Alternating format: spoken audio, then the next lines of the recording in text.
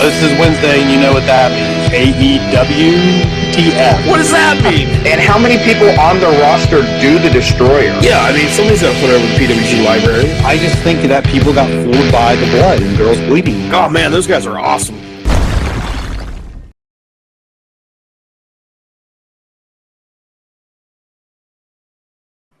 Hello, and welcome to AEWTF. Today, we're going to talk about Dynamite from August 11th of 2021.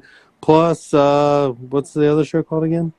Rampage, yeah. The movie with The Rock, where he has a friend who's a gorilla. No, the UFC fighter that took over for Mr. T.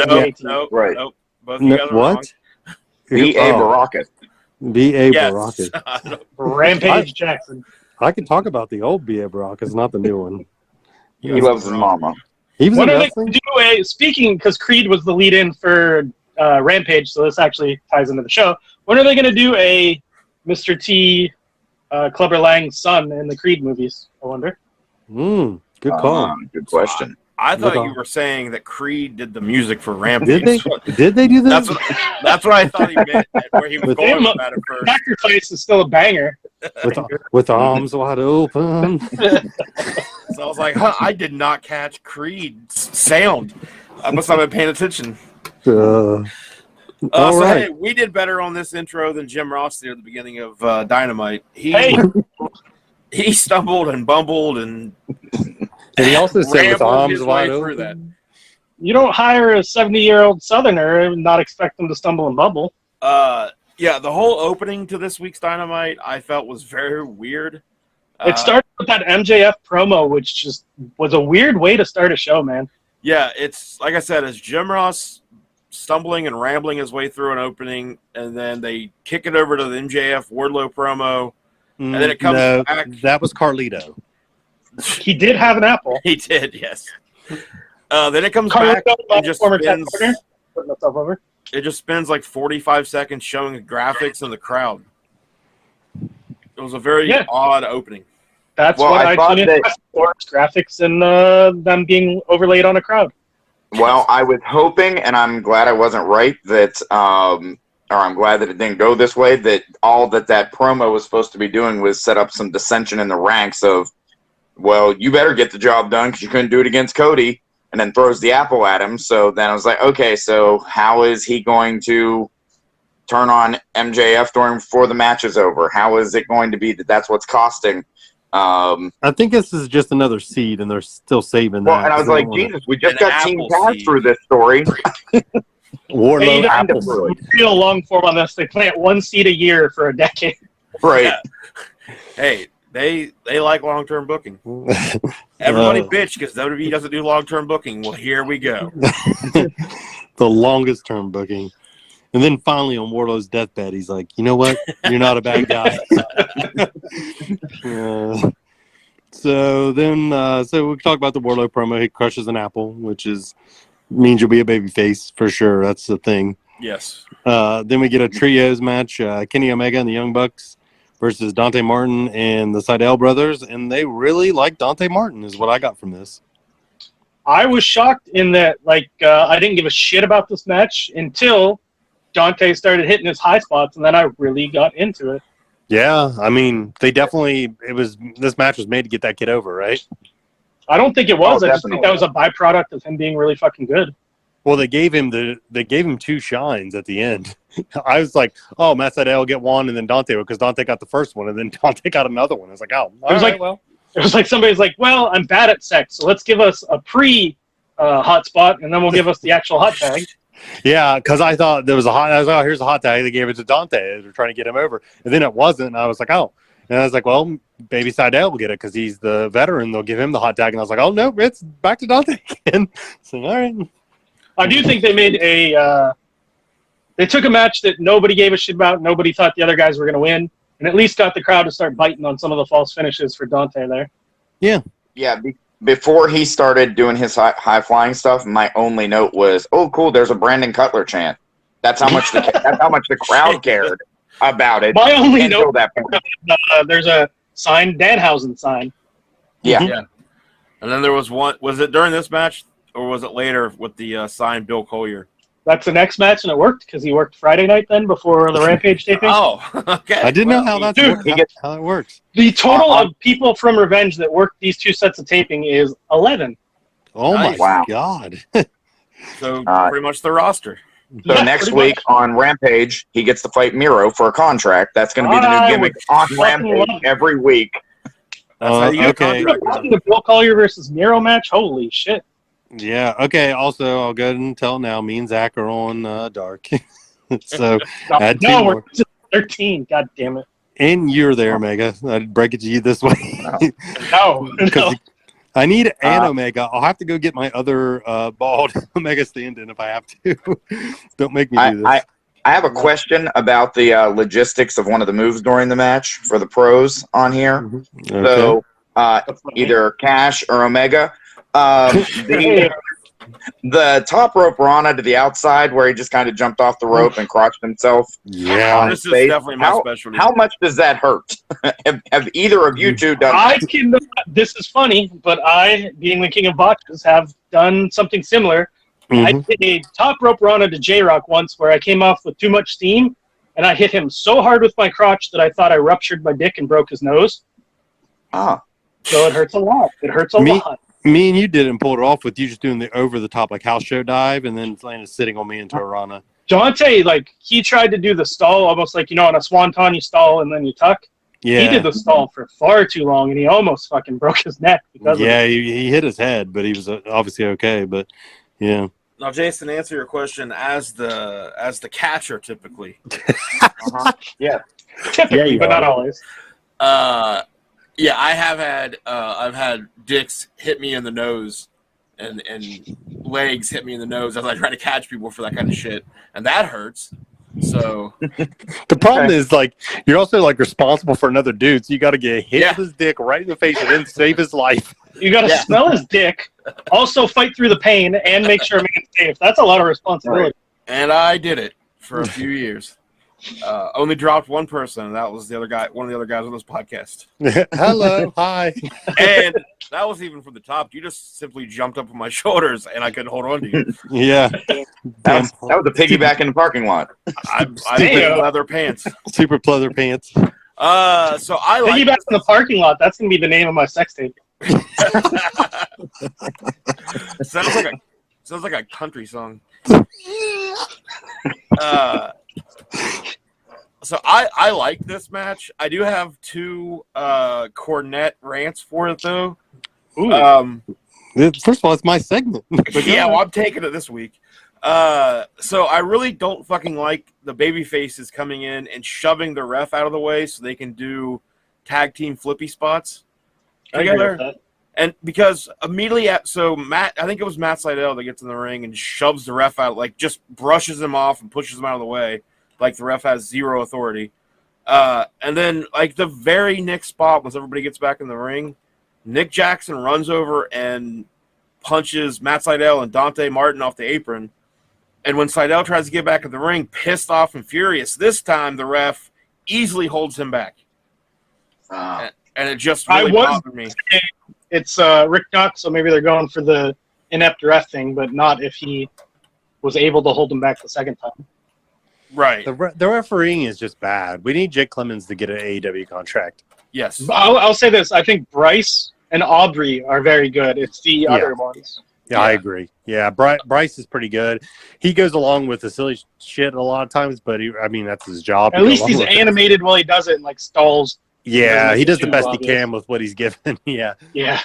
My other cornet rant for this match was that towards the end, I understand that they wanted to let Omega and Dante Martin kind of have the floor, so to speak, but I fucking hated the Bucks and Sydals just hanging out on the floor. Yeah. Not even really selling anymore, waiting for their spot. You mentioned that, and that's one of my pet peeves with the Bucks.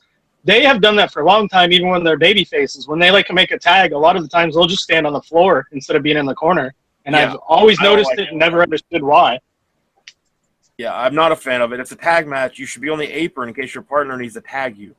Right? So, I agree. Not a justification, but isn't that like a Mexican tag thing? Like a lucha thing? I don't think you're allowed to say that, but Well, A Puerto Rican. I get what you're saying. They roll to the floor is the same in lucha as a tag, but then like and then they don't normally stand on the floor for 3 minutes afterwards. Yeah, and like not even selling. That was one of my bigger issues with it. Is they all just kind of literally were standing All right, there watching. Devil's advocate, would you sell for a Seidel? Mhm. If I was the size of a young buck, yes. You are the size of a buck, Papa Buck. Which one's Papa Buck? Their dad. Oh, right. Is he the guy The that Jericho age. beat the shit out of All right. he got beat up by somebody, right? Jericho. Jericho and MJF. Didn't we figure out he looked like Waylon Mercy, I think. Oh yeah. It was the shirt. Yeah. Oh god, I just googled Papa Buck. First picture that pops up. That's Waylon Mercy. Yeah.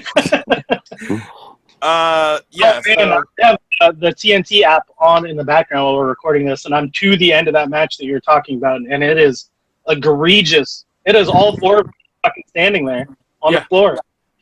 Yeah. Damn. I do think that with a little bit of a push and a storyline, the Seidels and the Bucks could have a really good feud. Like I enjoyed the shit they did together. I don't know why, but I just associate Matt Seidel's brother as a jobber. No matter how much credibility they give him, I don't buy it. He's got that jobber look about him. Just something about the face. Yeah, I mean it is hard to get past because I'm just like this dude clearly is in AEW because his brother is Matt Seidel. But Yep. he does seem somewhat talented, and I think at least you'd have like a brothers versus brothers tag feud. I'm not wanting like a 6-month feud out of him, but a couple months. At some point during commentary, JR shits on him while he's in the ring. He says something about the Seidels, and he's like, yeah, that's real good, or something like that. And he's like, yeah, his brother too. Whatever his name is. Yeah. Well, then after that, we get good old Christian comes out because Cash called that, and Don Callis calls him a Stanford stooge, and he calls him a piece of shit. Yeah. Good reply. So it got the Pittsburgh crowd on his side pretty quick. I was just about to say the same thing. The crowd instantly groans and like boos the shit out of the announcement to the point that Jungle Boy even does like the thing to Luchasaurus without even fucking meaning to. But to their credit, because they're great professional wrestlers, they were able to turn the crowd totally into it by the end of the segment. Yeah, like they handled this very well. I am concerned about Don's ability to count. When he came out to the commentating team, he was like, all right, now there's like 7 of us. And they're like, what? He's like, yeah. And they're like, that's only 6. And then when Christian comes out, he's like, what, can't you guys count? There's 10 of us. Like, no, there's like 6 of you now. That's the Rampage commentary booth. 10. Yes. Yeah. But yeah, Christian did an awesome job of, because the CM Punk chants were very loud. And I didn't think that they were going to be able to get through this promo without that overtaking it, but they did a great job. They really did. The only way they could have got the Pittsburgh crowd even more behind him, instead of just saying Jagoff, if he would have said, are Yins finished, you Jagoff? Yeah. If he would have thrown a Yins in there, man, that place would have been I'm not Pittsburghian, so I don't know what that means. If he would have just called them all Yinzers, like even if he would have said that. That's what people from Pittsburgh say when they mean you all or y'all. Mm-hmm. They say yins. Yin. And everyone's a Jagoff. Then Jungle Boy says that they're going to get tag title shot also next week. I did, at that time, I did make a note about thinking it was a weird flex that you're kicking off your brand new show by having someone else's title. Yeah, it is weird. In kayfabe terms, I think you're right, but I think in reality, we all knew that there was going to be a title change there. Yeah. So, and then we get Malachi Black talking about Cody, and he's going to kill him. He had a pretty good line about how you've been. I forget how he worded it. You got 1 foot in the grave, and it won't stop there. No, but then he also didn't have a line about how you've been arguing with God, or you've been. No, I don't know. Yeah, no, he said something like that because I was like, how does Miro tie into this? Because Miro is God's favorite wrestler. I've heard he's going to put him in a closet for him to talk to himself in the dark, and then he's going to find out. That he's been arguing with God, Is that what he says? something like that. It was good stuff. I like Black's promos generally. I think he's just killing time till Buddy Murphy is free and they can set up the all-out match. I love those two working each other. I'll watch I it. do. That's my fucking main event of the show. That or as we'll get to, Pac versus Andrade. Yeah, I just love those two. Buddy Murphy is amazing. He's one of my favorites. So underrated. He I'm is. looking forward to once they if they get around to it, Malachi Black and Darby Allin. Just I think those two dudes would have good Spooky chemistry. versus Spooky. Yeah, In gimmick, yeah, they're very similar, but in work rate, I think they would mesh fucking perfectly. yeah. I think they could have some, like, as the kids would say, a banger of a match. You know what I mean, dudes? That's right. That's exactly what I would have said. Are 800 years old. Yes. Yeah. Hello. Then we get Miro saying he's going to wrestle a security guard on Rampage this week, but okay. Yeah, Tim's favorite security guard's going to die. I don't. That's a weird thing. And then we get Omega's favorite bro, Daniel Garcia versus Darby Allin. So they obviously like. Did you hear what they Yeah, talked as I about? was saying for all the Revenge dudes that were on the show, here's one on Dynamite, one of our regular roster guys. Well, and they mentioned that he's wrestled 6 times in the last week since the last Dynamite, Including- and one of them Which is a shoot he did a 60-minute draw like 2 days before it on Indie Wrestling Jesus. TV. No wonder he's so skinny. He can't eat enough calories for God's sake. Wait, did I say- Doesn't have enough time of the day. Did I say 60-day draw? I don't know. you I said, think you said 60 minutes. I thought you did. And they said it was against Wheeler Yuta. Yeah. Yes. All right. I Wheeler mean, that's probably is good. Indie Wrestling.tv heavyweight champion. All So right. was that dude like a big deal in the Indies or what? Which one? Wheeler Chris. Yuta. He really just kind of got his break right before Dynamite started using him. Because I heard someone was talking about how like WWE fucked, like they couldn't believe that his Performance Center tryout, like they passed on him. Dude, that's like a bunch of people. So like that's Yeah. true, but But I didn't know Could've if been like all these he guys. went in. I didn't know if he went in with like indie cred, like an indie name to him. You know. no, he did. He's been around some of the higher level ones, but he didn't really start to blow up until like 3 or 6 months ago. Okay. Well, This match, I fucking love this match. I think they gave Garcia just enough to make him a credible wrestler for the future, but still had Darby over. So This is to show that I'm not going to be partial to my dudes. I'll say a knock on Garcia here. I don't know who told him that wearing short boots with high socks is a good look. Yes, and he had to keep fixing them in the middle of the match. When he started, he never wore kick pads. He always wore the high boots or whatever. I don't know why he changed. It's not a good change. He needs to put on weight. I mean, as someone who's been told this 100 times and hates every time it's been said to me, he's got to put on some weight because he's not he wrestles like he, a submission, whatever, but he's very little. When So he gets his growth spurt, he will. He's only like 22. Yeah, well, once he gets his juice spurt, he'll be fine. But So yeah, the only things I did not like the socks. That kept throwing me off. And then I don't give a shit about the tag team with him. Right. yeah, I really enjoyed the match. I actually didn't even have notes. I just sat back and enjoyed a match. But I'm not- 2.0, I just don't get. I thought it was a very good match, especially the counter to the first springboard coffin drop when he caught him in the rear naked choke. Fucking Yeah. dope. It's just, it blows my mind if you would have sat me down before the pandemic and said, hey man, one of your dudes is going to be on Dynamite working Darby to heat him up for CM Punk. Yeah. Mhm. Yeah, I mean, I'm looking forward to more Daniel Garcia. I do. I don't think he's signed yet, but I do think it's gonna happen. It's inevitable. If he's gonna working Darby in a competitive match, yeah. Yeah, Yep. like the commentators put him over a lot.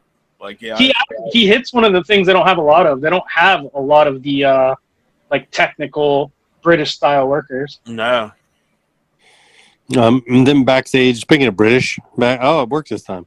Backstage, we get Death Triangle and Pac basically still trying to explain that they don't work for him. okay. So I can't explain how this happened, but so when I watch Dynamite, I use the Notes app on my phone and just take notes as I go. And I had the phone laying down, and I picked it up because when this segment popped up, I picked it up, started making my note. I didn't hit anything on my phone, and somehow the letters UGH UG went into the note like that. It's what I would have probably wrote, but even my phone was like, ugh, this fucking storyline. Somehow you butt dialed your real thoughts into your text. Yes. My phone knows now. They're just like taking my notes for me, but I thought it was perfect timing because this whole fucking storyline. I'm so over doing whatever the fuck they're doing. I'm just happy with the outcome of them leading to a Pac and Andrade match. Yeah, that'll be really good. And then I hope they move on. They made us work. They made us work for it. I do think that with the benefit of hindsight now, knowing what happened last night, I understand what the fuck they're going for. The whole, oh, I'm your boss. You're the boss. Who do I work for? Well, now that Ric Flair is his manager in AAA, I assume Ric Flair is going to be his manager in AEW and be the actual boss.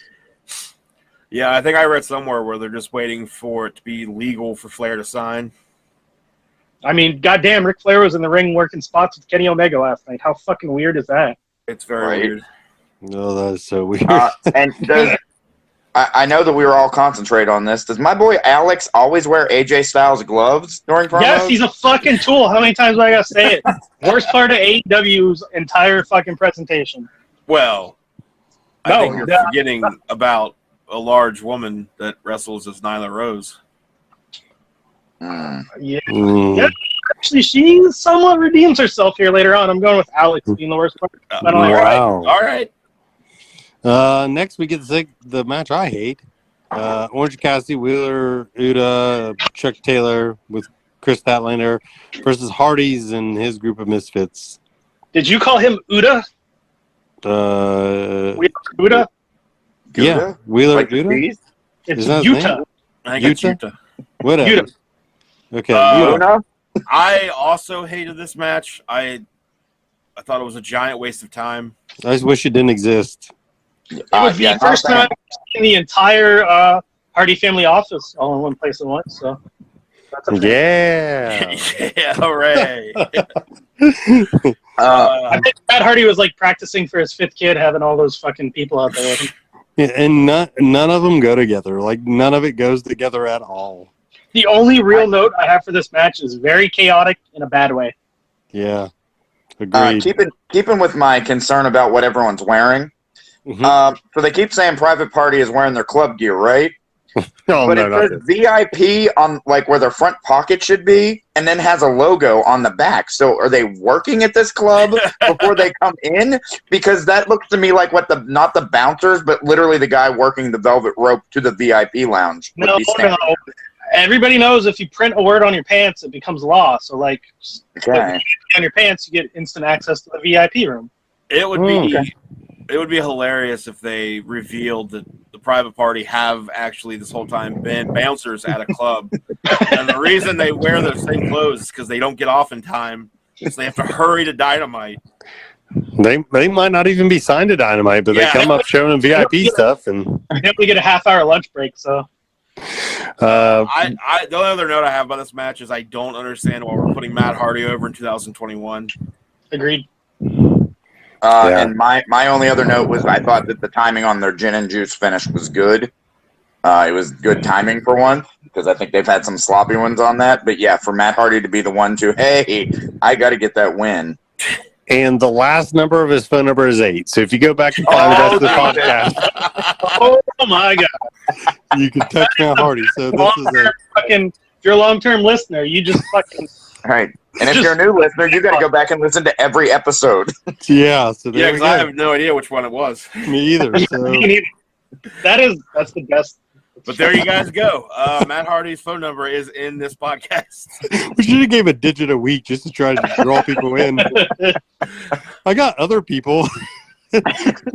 Matt Hardy I don't give a fuck about, so that's why. Who else you got? Who else are we? I have Finn Balor's old number. I'm sure it doesn't work because it's an Irish country code. I'm sure he's got an American phone by now. I would hope so. You never know. I mean, I'll look while we talk. So then we get Andrade finishing up his house with Chavo. My only note for this is the worst. I just don't want any more of this other than that They match. still have not done any explaining about who his fucking manservant guy is, and it's starting to piss me off. Chavo says the exact same thing Andrade does, and then like puts his hand on his shoulder or something. And he looks at him like, "What in the hell?" I bet they're thinking like, all right, so we'll have the dude in Spanish say it, and then we'll have the dude in English say it, and then both audiences will get the picture. But like, no, Yeah. I mean, that's what we're doing with Penta Says, though, right? Mhm. no. We're Penta says is some like fucking think of the worst fucking bar dude from the 2010s wearing Ed Hardy shirts and shit. That's what Alex is. I really wish this feud was just like they had Pac and Andrade announced and they're like, "Hey, you guys want to see an awesome fucking match? We're gonna give it to you." And that was the whole But story behind But it. instead, the build-up is, hey, you want two of the worst fucking guys to build up a match that have no business being involved? Let's have Chavo Guerrero and this Alex guy build up this whole fucking story. Also, if the Lucha Brothers are gonna just keep wearing street clothes, I can't take them serious. They look like they Have you do ever not worked a look show cool at all. Have you ever worked a show with Penta? Yeah. When you see him without the fucking mask and makeup on, it's like, really? Dude, it was weird. Looks like an old man. And He if looks you go like ahead a and baby body. if you Yes. friend us right now on Twitter, we'll go ahead and share that picture Omega took of him with his mask off. I would not waste the kilobytes on that. I'm trying to get us followers, guys. I wouldn't waste the I'll kilobyte. draw Ron Moxley's like, phone without a mask. I don't have Mox's number. I thought I did actually. But Oh, I thought you guys were good friend tag team partner Right. guys. We No, used to we be weren't good tag team friends. champions. I just got booked with him. He actually hardly ever spoke to me. Nope, never mind. I was going to say something that might have got me in trouble. I should probably not be drinking while recording. You can give out Wardlow's number. So then we I go could. from one of the worst storyline promos to one of the best. This Santana FTR? Ortiz and Yeah. FTR feud. This the vignette was fucking badass. I love all of this. Yeah, I want to see these dudes wrestle way more. Do you think this is leading to another match at All Out then? Probably. I would assume. I'm not sure what it like. If you follow Dax, like he's posted a bunch of shit. How like this is like it makes it sound like they're pretty much done wrestling after this. They're just doing this one thing to make things right or something like that. Like he keeps posting a bunch of weird shit. We all know that's just fucking bullshit because they love being a part of a Four Horsemen. Yeah, I mean, like I can't imagine. That just I mean, because they of got that- Tully, they got Arn, and Flair's coming in. They ain't going anywhere. Yeah. What But yeah, about- I'm what- looking forward to that match. What about Dave Christ? We can give out his number. Do it. No, wait, he's the good one. If you had his brother. No, wait. No, Wait, Dave. No, Nope. I apologize. Dave is the shitbag. Yeah, Dave's a piece of shit. Yeah. He's Nope. he's banned from wrestling pretty much. I've It's heard probably on a lot of fucking. I've heard some promotions letting him work again, actually, but so and then going from one great promo to Nyla Rose versus Chris Statlander, which the only good thing about this was Chris Statlander went over. Did not there, expect that. there was a good German suplex by Nyla. Yeah, And I like the moonsault off the apron. That was Yeah. nice, but that was the only nice thing I've ever said about Nyla. Them putting her in basically an enhancement talent role was totally fine here. She didn't really botch anything. yeah, could be her best. Could be her best match, maybe. It's Yeah. definitely her best match. Short ever. and sweet. Put Chris Statlander over. Like I like Jason said, Statlander. that pendulum moonsault thing was pretty rad. She's going to be really good as the face going against Britt. Let Britt Baker actually be a heel for once during this title reign. So, yeah, good stuff. Then we get more basketball stuff with the Young Bucks because I think this is probably your favorite segment of the whole night, right? You're a big basketball fan. You like the hoops. I like the hoops, but I do not like it in my wrestling. It was okay, I guess. I thought it was good. I don't Yeah, remember what they. Is this where Jungle Boy and Luchasaurus came in and like took the ball and shit. Stole the ball, and he did like a charging foul, is what they said, but he was just he had his feet planted. I think it's Right. very. Is it just because of Space Jam 2? Is that what this is still? I think they just like playing basketball. I don't know. Like, why No, why are all the Young Bucks promos now basketball centered? It is definitely Space Jam 2 on being the elite, whatever it was 2 weeks ago. They like showed them doing their prep work for the 5-on-5 and talked about how they had bought the Space Jam limited edition shoes, and like they just kept mentioning Space Jam. So yes, it is all still a promotional tie-in. Unless Jacksonville's trying to get a team. Yeah, I found it very weird that the NBA season's over, and now they're doing basketball stuff. I think they're heating it up because they're the Bucks, and Dynamite's coming to Milwaukee. Oh, I don't think that's the kind of long-term storytelling they're doing. Then we get the biggest pop of the night. Britt comes out to the hometown crowd. what? Cheap heat. The Red Velvet promo, that was the biggest pop of the night. Yeah, What? then Red Velvet says, "I'm going to beat you." She said, "No, you're not." Right. It said, They have a yeah, pool part. This is a good demonstration of what I would do if I had unlimited money. I would take these people, and instead of doing WWE where you have to job in your hometown and it's all fucking stupid, I would be building these people up in their hometown. Like football. Like, you got Punk, who's super over in Chicago, so you know you got a fucking crazy loud crowd when Punk's in Right. Chicago. Britt's a Pittsburgh chick. They're super fucking loud and into everything because they're so into her. Like, home field advantage in wrestling has been lacking since WWE makes you job there. So I'm like totally into them making her a star in Pittsburgh. I have a theory. So Britt's promo was a little better this time than last time she's in front of the crowd, but they're still not as good as the tape back ones. So I'm assuming the tape back ones she gets some takes at, or the crowd throws her off or something. But I feel like, I mean, they're like, I think her promos in the back are like A minuses, B pluses most of the time. But I feel like her promos out there are B minuses, C pluses in front of the fans. I just feel like there's a disconnect. They're not as good in front of the people as they are in the back. I don't know if this changes your thought or whatever, but I think this being Pittsburgh, she was like trying to fight back emotions with her I parents in actually the front think that row. made it better than last week. Okay. Yeah. So I think the emotion in their promo was better. Last week, it seemed like she was just reading what she's supposed to read and did not care. At least she felt like she cared here. She probably didn't care because it's a feud with Red Velvet.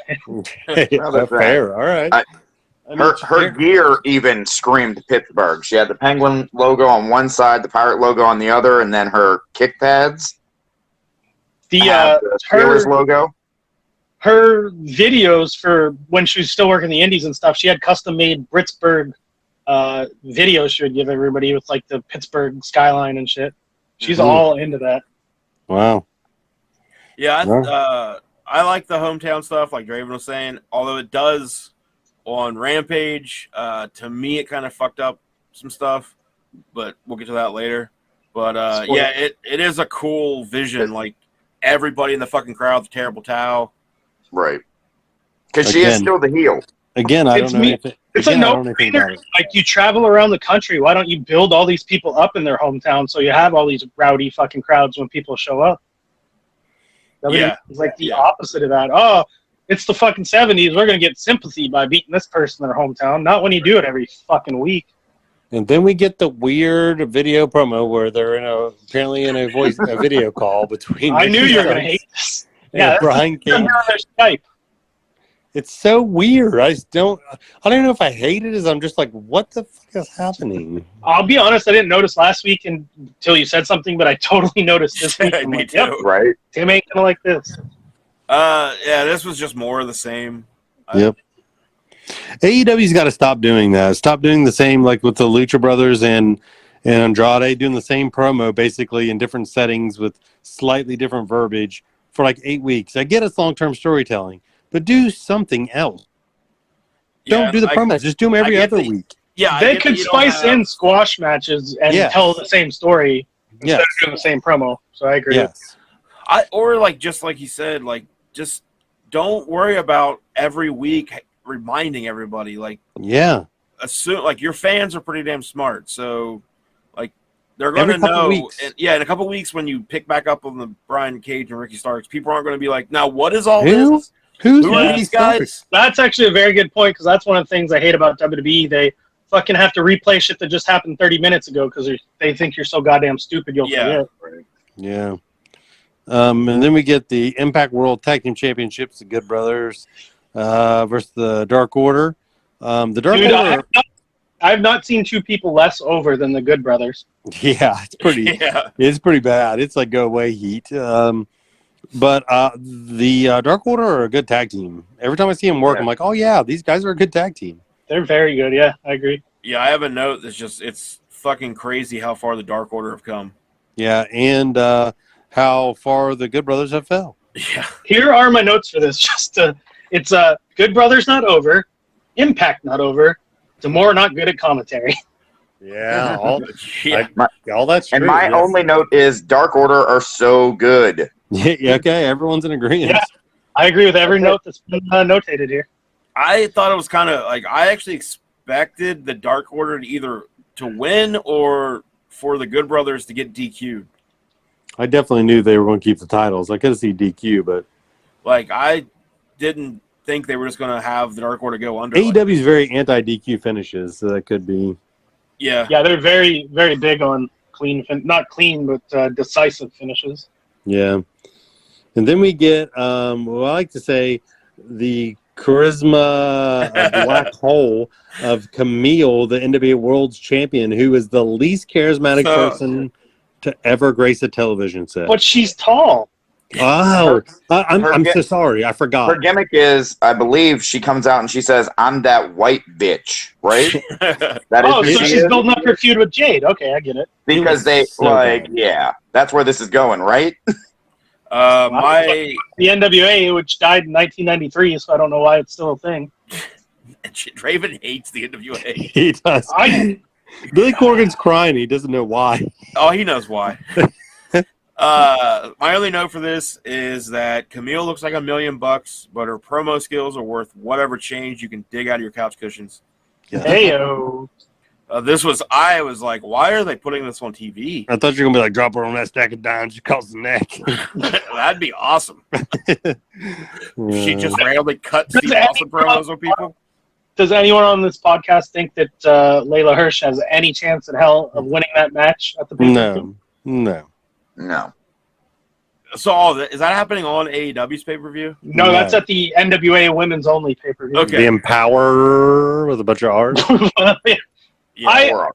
To me, that's clever. They call their show Power with a bunch of R's, calling it Empower with a bunch of R's. I think that's good. Yeah, I guess. He said something good about the NWA. I want everyone to bookmark this. And They beat I regret it they beat already. Pirate promoters.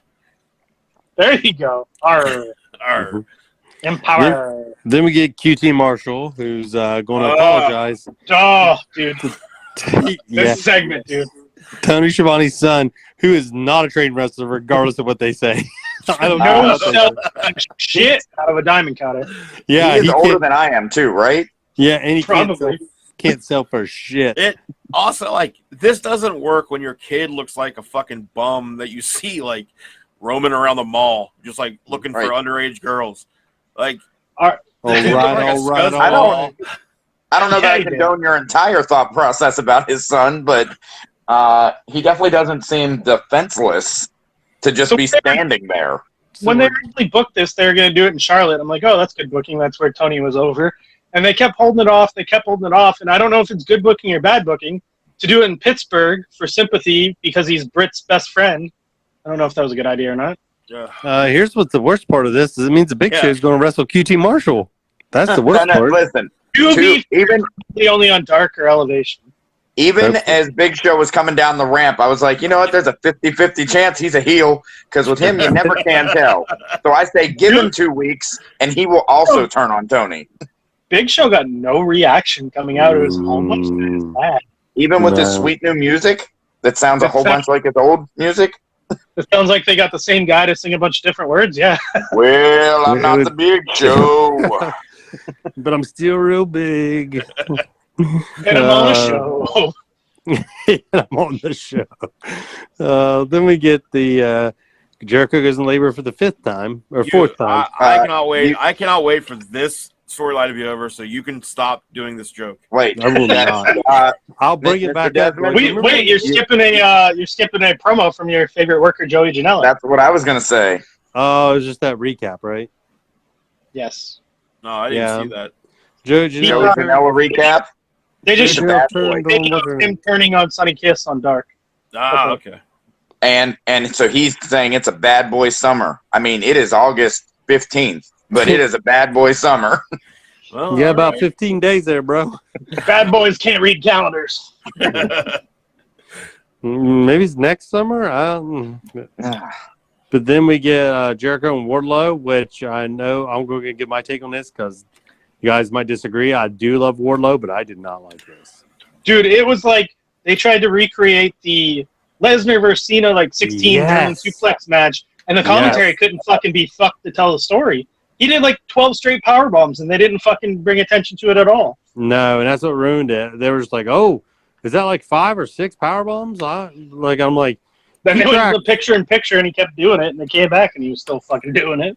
Yeah, I mean, we shit on WWE for they're doing their main events as this, and this time it kind of would have made sense. I just didn't like it because I wanted to see more. This was Wardlow's chance to get a good match with Chris Jericho, and instead we just had him take the power bombs and then go straight into a finish basically and hit the juice effect. I thought this was a disservice to Wardlow and a disservice to the whole labors of Jericho. I was gonna say I don't get they did 4 power bombs in picture-in-picture. Why the fuck? Yeah, you could have. Well, look, I don't get picture-in-picture on the app, so I didn't see any of that. So to me, So they they only hit 8. I mean, my note is still not a fan. Hope this doesn't cause a huge fight, but still ended as expected. Yeah. Like I was just disappointed. I wanted to see Wardlow actually work, and they go back and forth with Chris Jericho, and the fact that Chris Jericho did research on this match, and I thought sweet, and the opening stuff was pretty much exactly what him and Wardlow and McChesney did in Revenge, like the Beals and the stuff they did to start it. First of all, Jericho can't take a bill for shit. No, he cannot. No. Yeah. Not good. I feel like I'm king of taking a bill from a strong dude. I can get some crazy air. Jericho barely left his feet. It was like a hip toss. Yeah, the center of gravity is different. I personally was a little sad that IWC got a name drop, but Revenge didn't. But Yeah, I didn't hear get a name drop. I noticed that. We don't run in Pittsburgh, so I get it. But yeah, I get it. But I thought that too. I was like, oh, that's cool. And I thought maybe you guys would later on. I try to pay attention for it, and no. I will say this. One thing that I dig about Wardlow, a lot of dudes in his position here, working with Jericho in the main event, they'd be a little timid. We've all seen it where dudes listen too much to what the vet's saying and they get out of the moment. Outstarred, Perfect. He was not timid at all, and he was still putting on the monster persona and not breaking. Wardlow's great, man. They've got a star in the making, but this didn't help him. That's why in a decade when they finish the story, it's gonna be great. Well, like you guys already mentioned, the announcers just didn't seem like they were even they weren't into this at all. They didn't give a shit. They weren't selling that this is it for Jericho. You know what I mean? We all knew it wasn't, but they should have been selling Jericho's never been beat like this ever. As a full story for this whole Labors of Jericho thing, they did it in a terrible order. Yeah. Yeah, and this match, just the whole presentation of it, everything, with the commentators, all of it, it just felt like they were like, all right, let's just get this last thing out of the way, and then we can get it on with Jericho and MJF. Shouldn't Wardlow been first, really?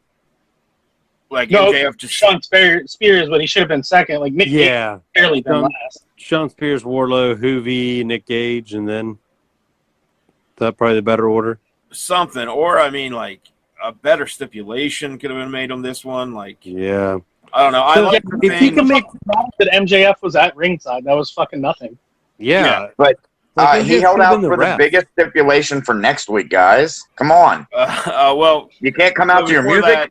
I did like MJF telling Wardlow, hey, don't screw it up this time like you did against, who was it, Moxley in the cage? Cody in the cage. Cody. Yeah, so I like that. I like the storyline that they're building up there. And then at first, when MJF said about the stipulation for the next match, where Jericho doesn't get to come out to his entrance, I was like, all right, whatever. And then I realized it's going to be an awesome moment when Jericho comes out in silence, and then the whole crowd does a song for him. Yeah. That's definitely AEW's Twitter's already started posting the lyrics to try and like gin it up. Oh, okay. Wow. So, But yeah. the no using his finish makes sense in the fact that he won all 4 matches with the version of his finisher. So I don't like beating Wardlow with it, but I get it because they're trying to build up that he can't win without it. Yeah. This move that he's been using for 3 years in a 30-year career. Yes. That's 10%, bro. Line salt it is. Or code breaker. So yeah. Oh, speaking of code breaker, I liked Jim Ross getting a subtle little. I saw a dead man kick out of that once. Yeah. Or I saw him get away with that once. You know, So pretty much, wow, we ran right through that, and we're on to next week, MJF. So let's talk about. Let's finish up the show's rating and stuff because I don't want to add the ratings into the other one. So, who wants to go first? I will go. Well, let me do the totals like I normally do, and then I'll hit you with mine. 21 total segments. Jesus. Of which 15 were promos, and I think you all know that there were 6 matches because there's always 6 matches. Sometimes 5. Out of those 6 matches, 5 had commercials. Out of those 5 matches, only 2 had post-match attacks. As far as my score, I did like the opener. I did like Wardlow getting some shine, even though it wasn't great. I loved Christian and Omega being able to turn the crowd on that promo. I went with a 56. I think that's pretty fair. Okay. All right. I'll go next. So I liked the opening match, the 6-man. I thought it was pretty entertaining. The stuff for Dante, like the hot tag, both of them really were fun, just really fun sequences with Dante looking like $1 million and the crowd losing their fucking minds for him. I liked all of that. Had my issues with, like I already talked about, the selling and the shuff the ref. I liked Malachi Black's promo. Danny Garcia and Darby Allin were good. And then I don't mean to cut you off, but Excalibur did this too, and you just did it. He actually doesn't like being called Danny. Daniel Garcia. Yeah, I remember it's not. Yeah, I did know that actually. Something on Twitter about that. And then really after the Daniel Garcia and Darby Allin match, other than the Santana and Ortiz, he did it again. I do it all the time. The best. Other than that, I didn't like much about the rest of the show. So my overall rating spoke for me is a 35. Yeah, you were like a 90 last week or something. Yeah. Cash spoke for me. I was throwing mine in there because what he said is what I agree with. Mine's a 38. I just felt like nothing on this show really mattered. Yeah.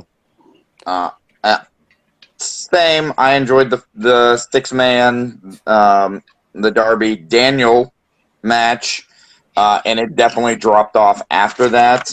I like the FTR Santina promo. I liked the crowd energy when Britt came out for her stuff, and the Dark Order getting in the stuff that they could in a match that I didn't expect them to win anyway.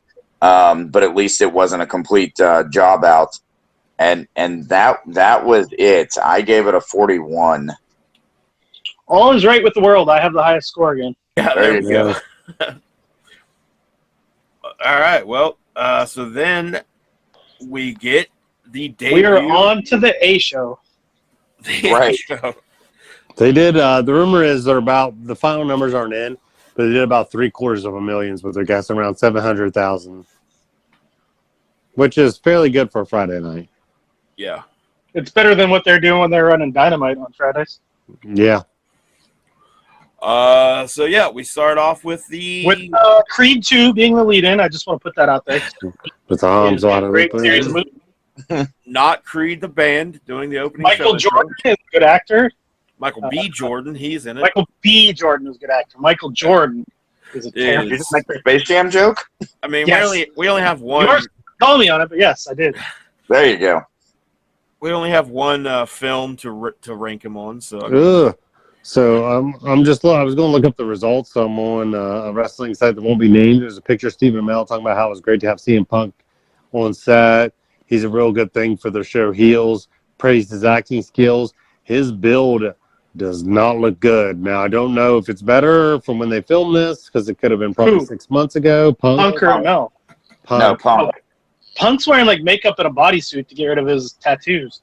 Oh, thank God. Okay, good. But I mean, I'm sure it's not good. It's not like it was ever good. Well, yeah, because he's small regardless of the bodysuit. Like his muscle, Yeah, like yeah. his arms are no muscle. So Yeah, he fought at 145 pounds in MMA. well, he looked great at MMA. He was ripped at least, but he has no muscle tone. You say at he was all. great at MMA? That can't He be looked true. great.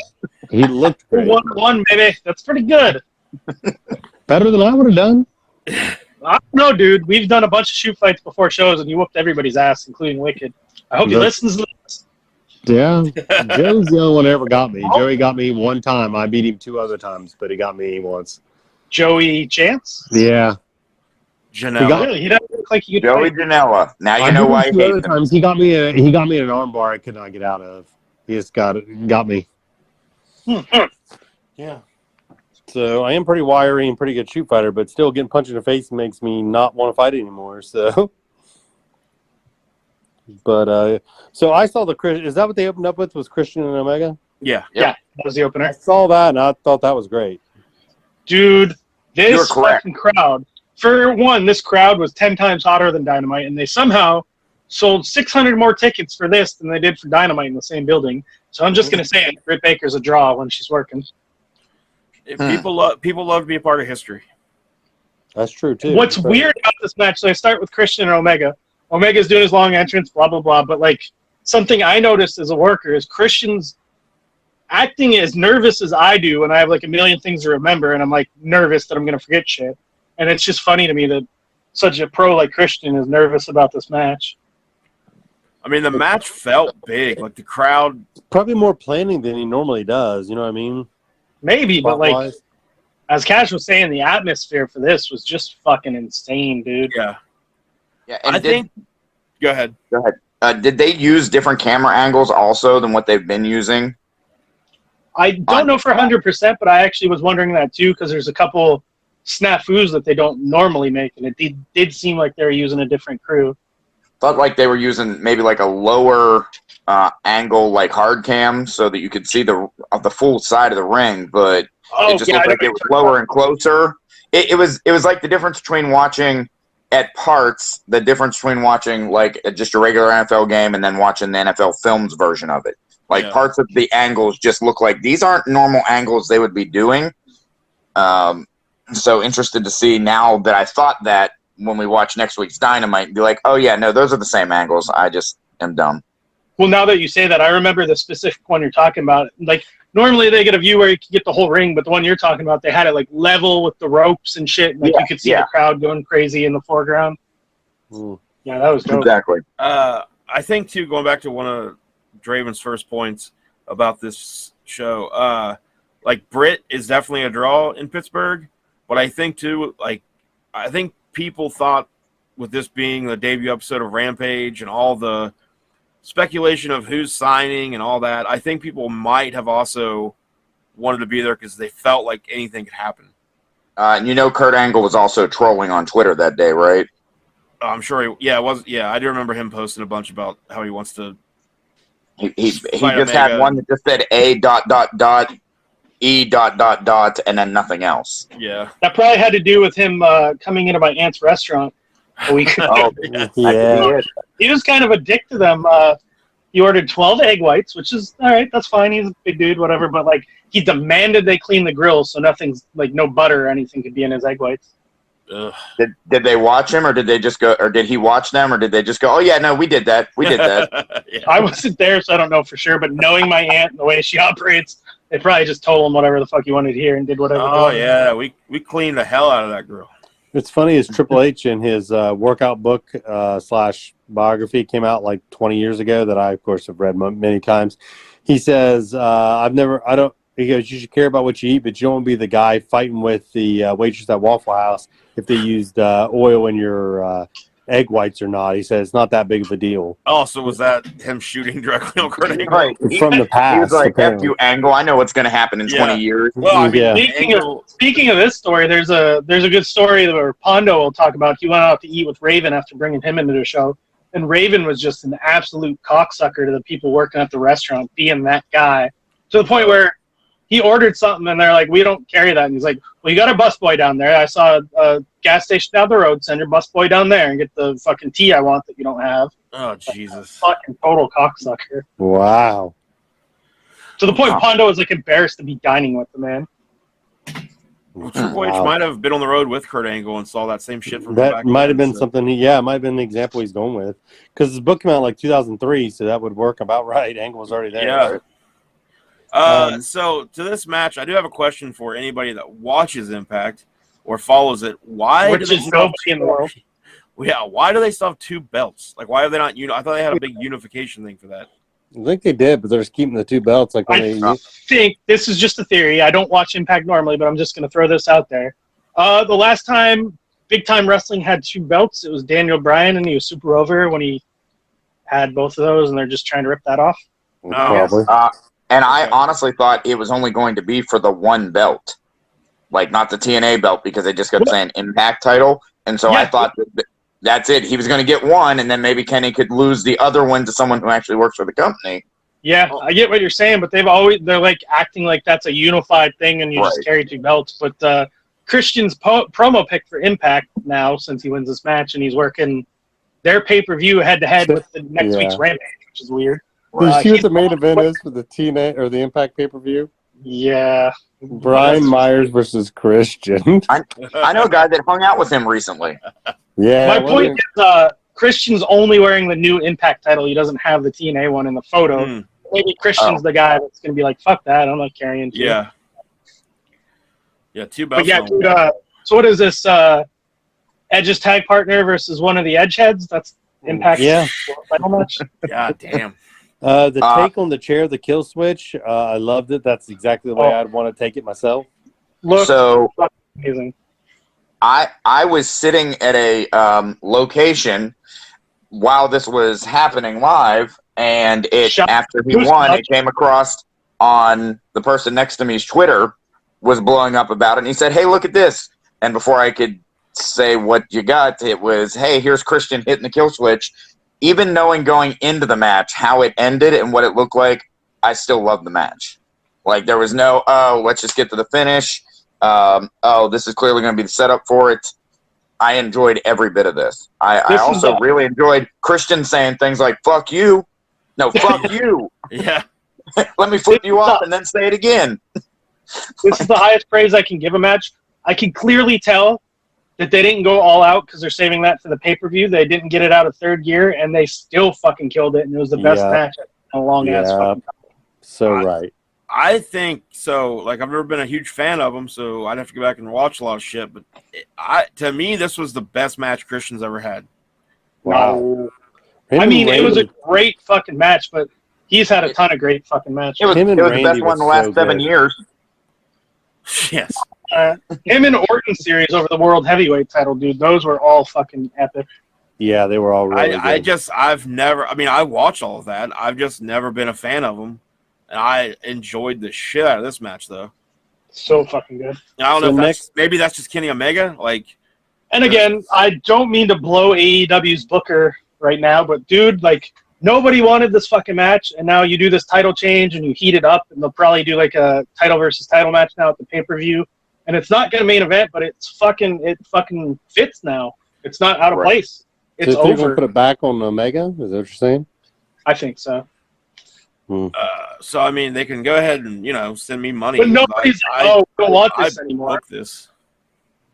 I mean, this was my book. How do we feel like does the Impact locker room have anything to say, or how do they feel about the fact that that's our belt and it's just getting defended on another show and it's getting passed off to another guy not under contract? No, because they only 100,000 people watch versus the 1.1 million that fucking AEW gets. Yeah.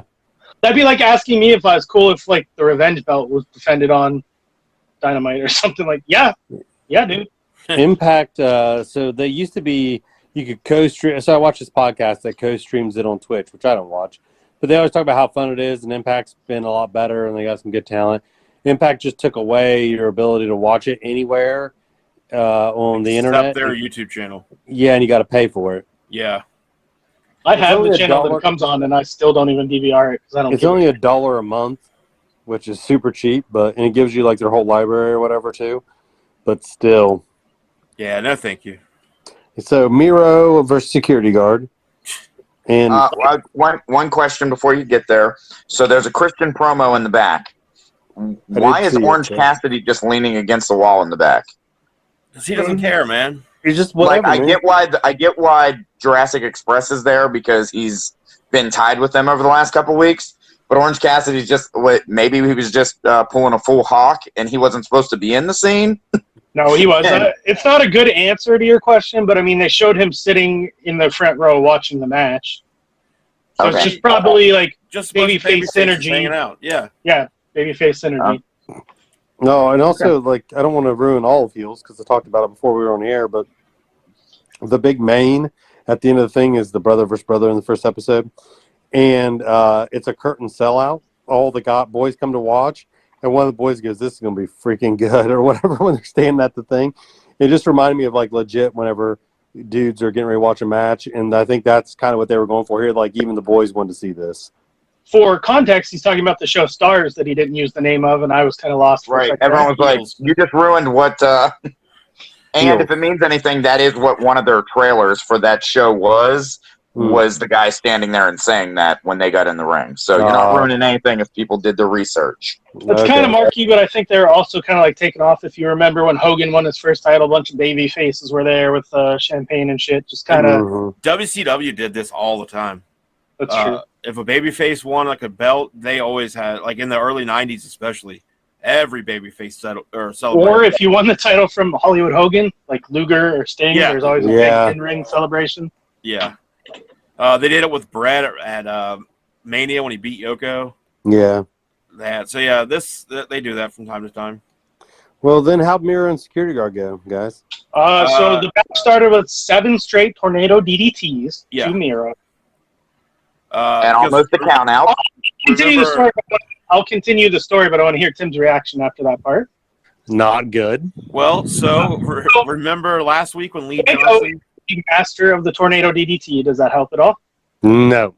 That's what Fuego del Sol means. Master of the Tornado DDT. Not true. Tornado DDT City, bitch. After like 5 or 6 of them, Miro he does a 9 count on the floor, gets in the ring, completely no-sells it, and whoops the shit out of him and beats him clean. Okay. I mean, but it worked for me. It did. They did. It was like they did. highest level squash you can do. I loved it. They went out of their way to explain that last week, Big Shotty hit a DDT, and for some reason, that's Miro's weakness.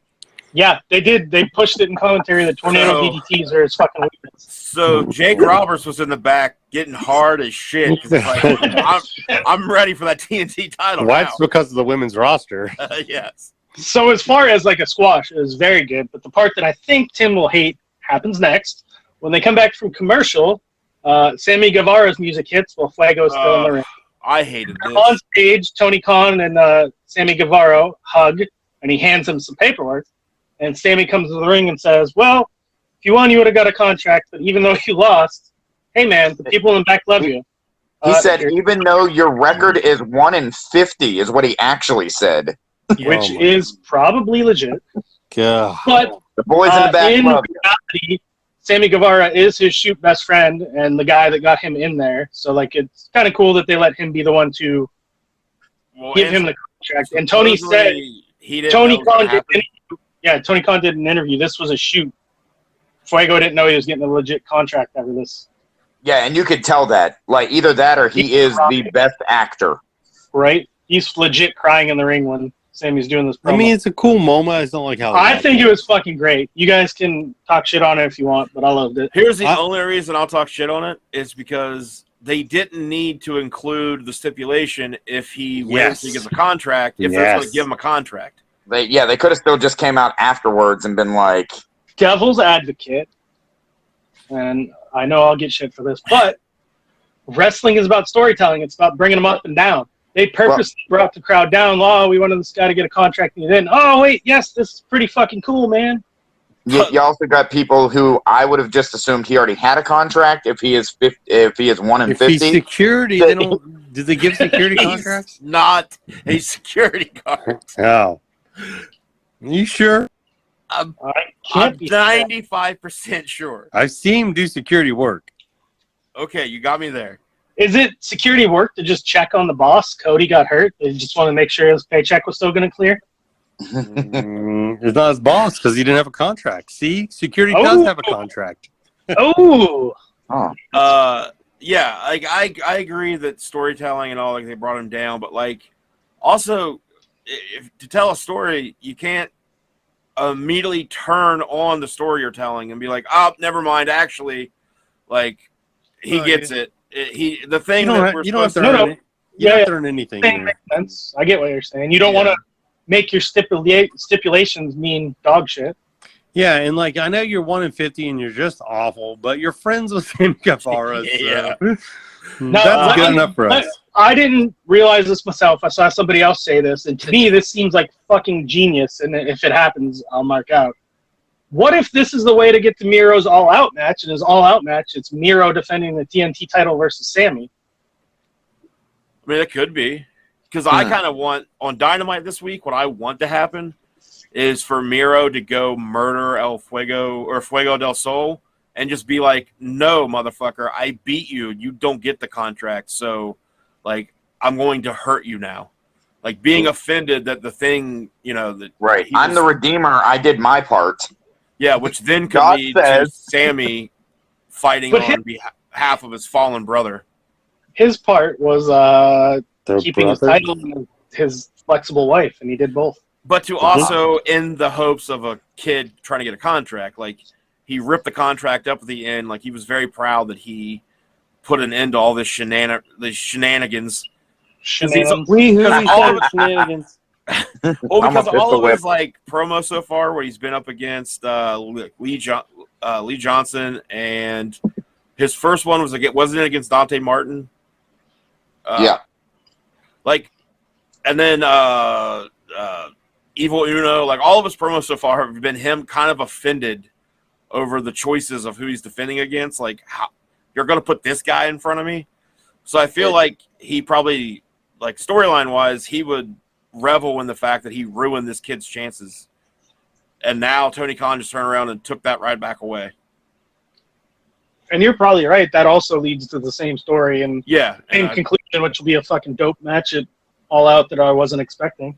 Which you might as well go ahead and put the belt on Sammy. Like, if at this point, I don't know. They're still juicing here, Washington fools.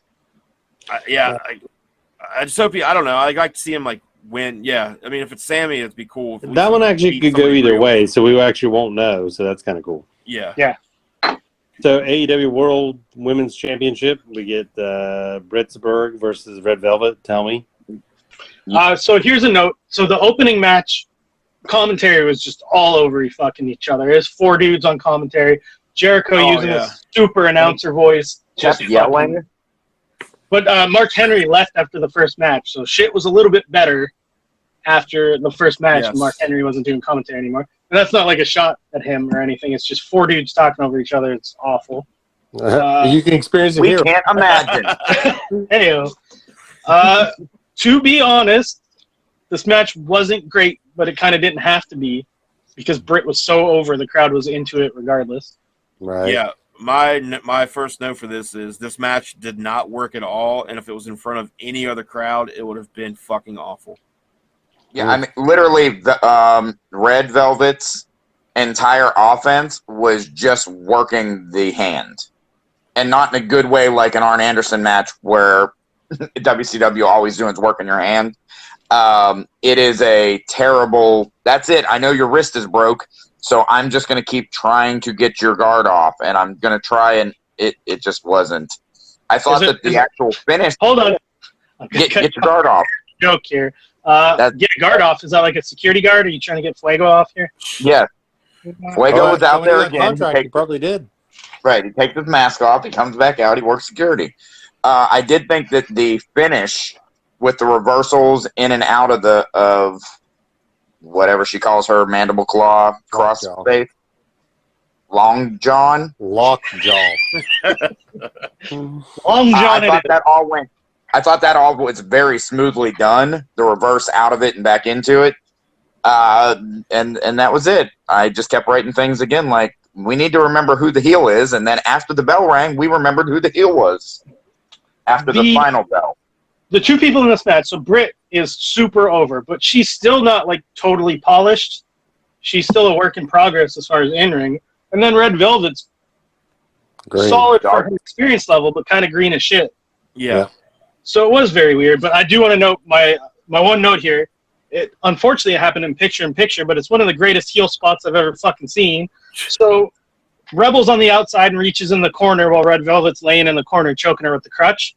And Britt's talking to the ref, and she reaches back with her foot, and she's also choking her with the crutch with her foot while she's arguing with the ref. How slick. That's old school. Britt did work 100% heel, even though the crowd was super into her, and I don't have a problem with that. Me either. After the match, though, she beats the shit out of the face, and Chris Statlander jumps in from the crowd. They had her watching from the crowd, like in the men's match. She jumps in and pops Britt, and then Britt's new security guard, who I could not pick out of a fucking lineup, and I actually thought it was... Is it Ralphus? I thought it was going to be... I don't know if you guys know the indie scene, but that Jamie Senegal, dude, does all the women shit.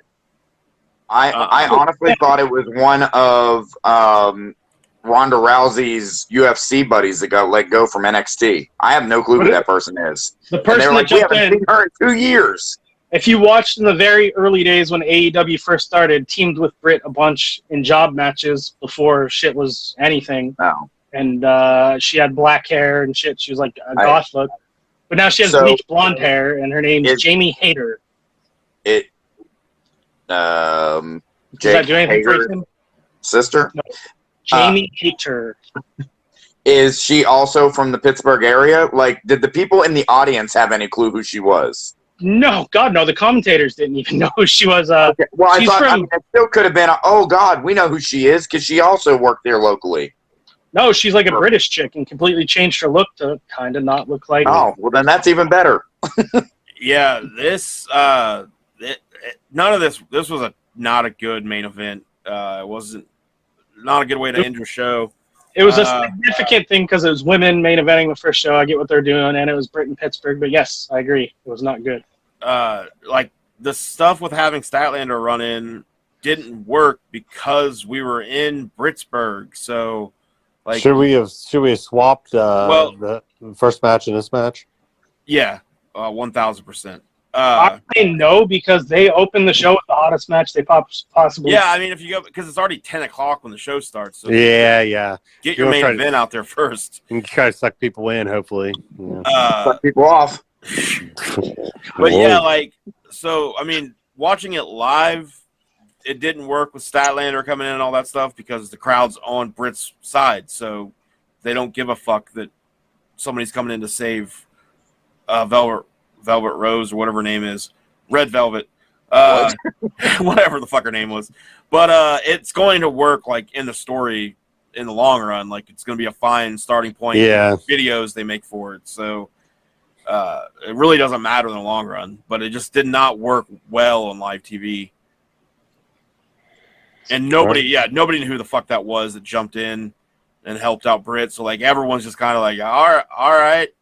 Cool. So instead of rating this, I just want to hear better or worse than Dynamite. Better. Okay. Like you mean this week's Dynamite and this episode of Rampage? Yep. I thought it might be tough. Yeah, better. I mean, the Christian and Kenny Omega match was fucking awesome. Omega? So I did do the stats for this one as well. There were 8 total segments, only 5 promos and 3 matches. Okay. 2 of the 3 matches had commercials, only one had a post-match attack. But as far as rating this versus Dynamite, this was about the perfect hour of wrestling for me. You had a hot fucking match, you had a hot fucking crowd, you had a solid dope squash. The promos were kept to a minimum, everything made sense and was super fucking over. I gave it an 89 as a number, so to me it was fucking better than Dynamite. You are Dave Meltzer, because Dave Meltzer said this was the best hour television show in wrestling in over a year. We all have different opinions and stuff, but this show really fucking hit the sweet spot for me. I said 75. Yeah, so we're pretty close there. Wow. I think Cash is closer to 50, it sounds like in my mind. I didn't actually rate it. I don't know why. You had one assignment. I know. It was I mean, yeah, the hour was perfect. It's a fun fucking wrestling show. The crowd was goddamn scorching hot.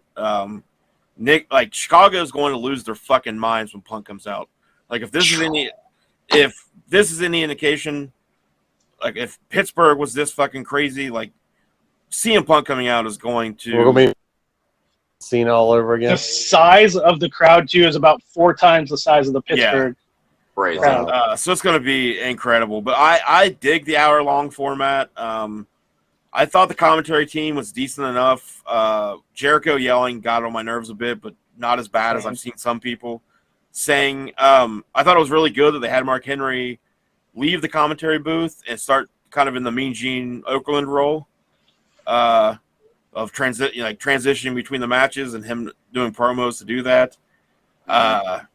Not a huge fan of the 10 o'clock time slot because I'm an old man, but I'm not going to hold that against them. I do expect that eventually they're going to expand to 2 hours, though, and compete against the second hour of SmackDown. Oh, that could happen. What sucks right now is the way they got the touring schedule set up. They said sometimes they're going to have to tape Rampage the same night as Dynamite. Like, they don't have it set up to be live every week. That does suck. I did wonder if they would do that, though. And that's the reason why they don't have a separate, different set for it. For the live crowd that was there, did the show really start at 10 and end at 11? No, they taped 2 hours of dark matches before Dynamite. Okay. An hour of Elevation. Before this, they taped 2 hours. My former friend Josh Lowe, but I still run into him because at work he delivers our giant gas things of. That name sounds familiar. Does he have another name he goes by? Yeah, I didn't want to say it on the podcast, but anyway. Go for it, then. Keep going. He had tickets. He had tickets to Dynamite. The show started at 7, so they had 2 hours before that even kicked off. So it's 3 hours of wrestling. Okay. Yeah, they like I said, there's at least 9 Revenge dudes that worked the dark tapings before Rampage. Awesome. If I had to give it a rating, I'd still probably go 60, 65. Okay. Like, just on the opener alone, really. Who hurt you? That's a low rating. Show me where Britt Baker touched you. Well, might help the rating.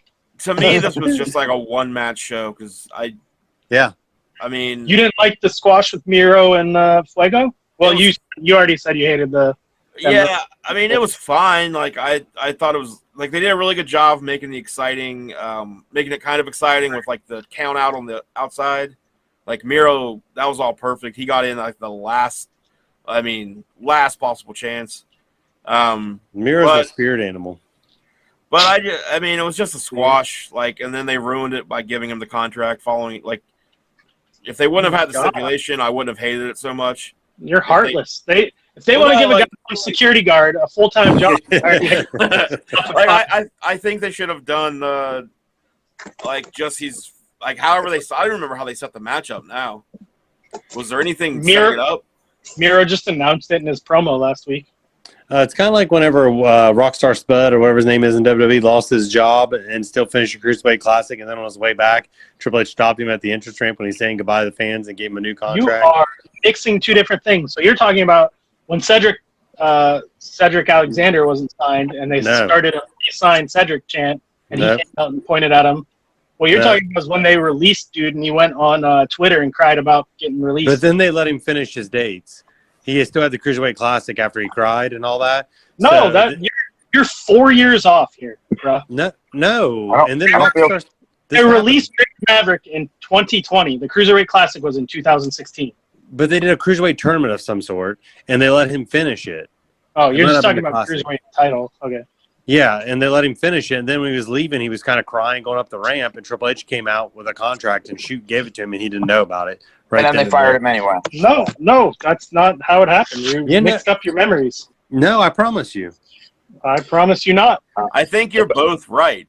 It's happened. We're twice. both right. Cedric had that happen too, but in a match, Cedric wrestled a match in a Cruiserweight Classic, and they came out and gave him a deal anyway. But then Drake Maverick was fired and finished up his dates, and on his last one he finished up, they came out and gave him a contract. And I'm not disputing any of that. What I'm disputing is that he didn't know about it. He was already signed before he went out there. No, he didn't know about it. I'll call him and find out. Yeah, tell us this number so we can all text him. And Well, the last number's an 8. Yeah. So next week, what do we got on Dynamite? We got anything Young Bucks announced versus Jurassic Express. for the tag titles? There is a Sammy Guevara versus Sean Spears again. Okay. I don't know. Oh, if anything else. Jericho and MJF. Oh, yep. And then, did they announce anything for Rampage already, or are we waiting for Dynamite? Just for that? wink, CM Punk. That's it. They don't have any matches announced or nothing. Gotcha. Okay. So, yeah, like how long? So, in the hours worth of show, how much of that do you think is getting dedicated to Punk?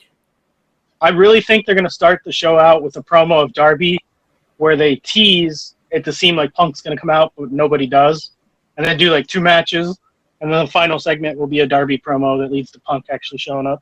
That's probably a good call. I was all in on him doing a match there, but now the way the storytelling is gone, I don't see that happening at all. I think it's just going to be an appearance. Yeah, I'm positive it's going to be an appearance to set up the all-out match. And Darby will be the actual main event of All Out. Yeah, probably. But, yeah, so it should be fun. At least that pop's going to be goddamn incredible. So, Right. Tim just sent a thing that somehow he crashed it, so I don't even know if this is all recorded. None of this is actually getting recorded now. it still He got says we're recording. he got so upset about his buddy Drake Maverick and you slandering him. Yeah, that's what he. Yeah, so I don't know. Still recording. When we end this, he'll get the whole file, I think. We'll find out. Oh. All right, well. Let's give his phone number away at the end and see if he actually hears it. I don't even know. 304. I just look at my phone. 914-2243. Oh, Does shit. not sound right. All right. We're out of here. On that Later. note, I am anyways. Bye. Bye. bye. Bye-bye.